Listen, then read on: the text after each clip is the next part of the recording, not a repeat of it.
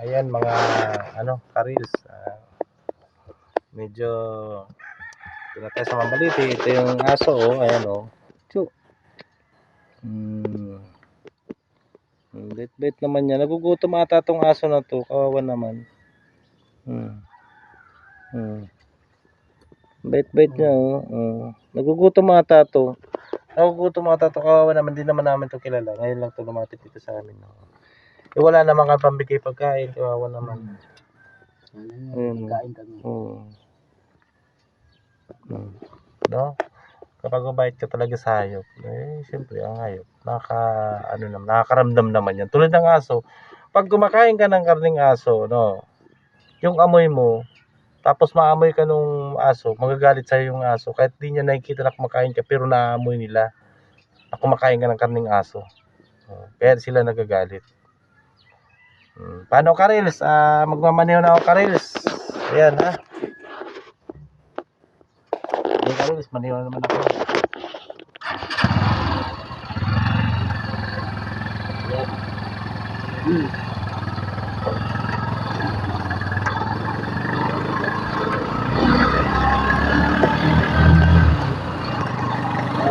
Ayan guys, isa nyo na yung dinidilibira namin. Ayan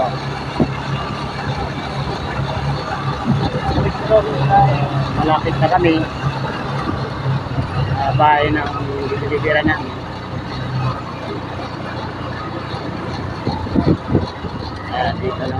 Dito na nga kami sa pupuntahan namin yung customer namin na dinidilibira.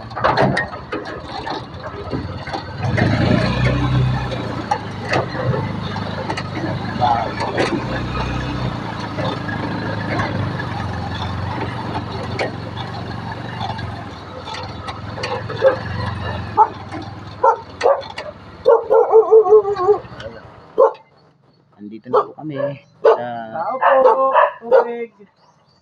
lugar ng didelibera namin. Ayan mga Carlos, dito na kasi didelibera ng tubig. May mga aso Tubig po.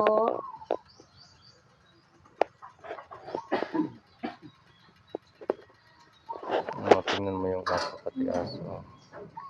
Naamoy-amoy nila. Mabay tayo sa aso. Tubig natin. Wala na daw kayo tubig.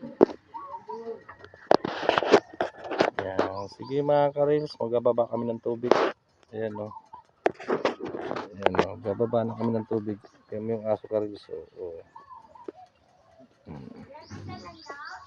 25 po.